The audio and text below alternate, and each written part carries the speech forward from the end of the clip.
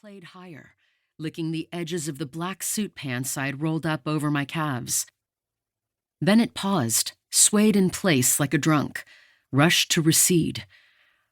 I rinsed my treasure in the tidal suction. Once clean, it showed the white of sun-struck concrete. Tiny holes stippled a perfect 5-petaled flower across the top. Gorgeous. A small win. I slid the sand dollar into a polyester pants pocket. The other pocket screamed once, then twice.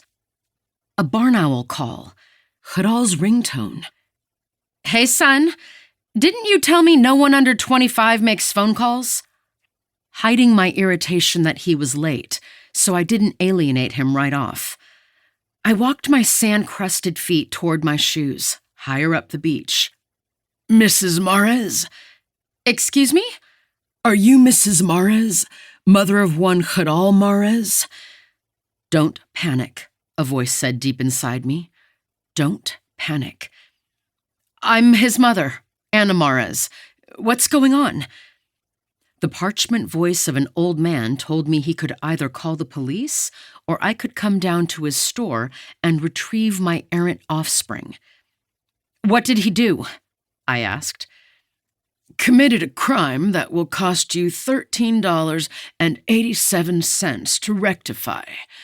The boy isn't carrying any means of payment, yet he feels entitled to depart my premises with merchandise. How soon can you be here?" "What merchandise? Is he okay? Why do you have his phone?" I'd gotten calls about Jaral before. As a single mom, his trouble came straight at me and no one else. "Mrs. Marez, your son is skipping school, shoplifting beef jerky, skipping school, riding his bike down the museum steps, skipping school, sneaking into movies, skipping school." I adopted him when he was 12, and we handled each call as it came. Me lecturing him or grounding him, sometimes banging kitchen cupboards, him suppressing a grin if he thought I was ridiculous, or tightening his arms against his sides if I stomped around too much. But I thought those days were in the rear view.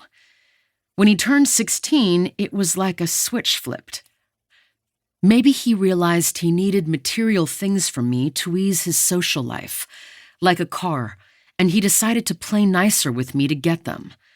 Or maybe he got a zap of maturity.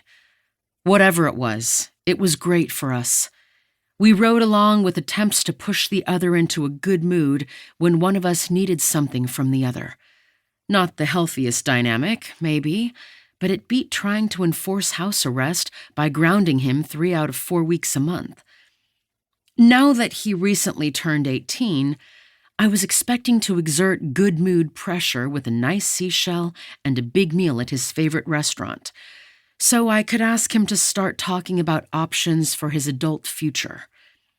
He'd turned around his academics enough to be on track to graduate, thank goodness. But then what? I was not expecting to hear from a local business owner calling him errant. "Is he okay?" I said again. "Where is he?" "He's right here at my establishment, Broadway Drug, 1824 Broadway, on the north side of town. He wisely chose to dial your number so that I could speak to you after I told him the alternative, using my own equipment to telephone the authorities." "But he's okay?" "Morally, no. Physically, the boy appears sound." "What are you saying he did?" "Ma'am, I cannot spend all day providing parental guidance. We can settle the details when you arrive. If I don't see you in 10 minutes, I will notify the police." "I'm on the North Jetty. I'll be there as soon as I can. Hello?" The screen on my phone at least had the decency to tell me the call ended. I put the phone back in the dry pocket. As I finished pulling on my shoes, my cell broke into the Thompson twins' "Hold Me Now."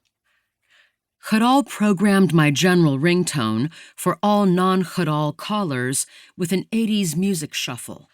He assumed I loved 80s pop because my age fit the profile.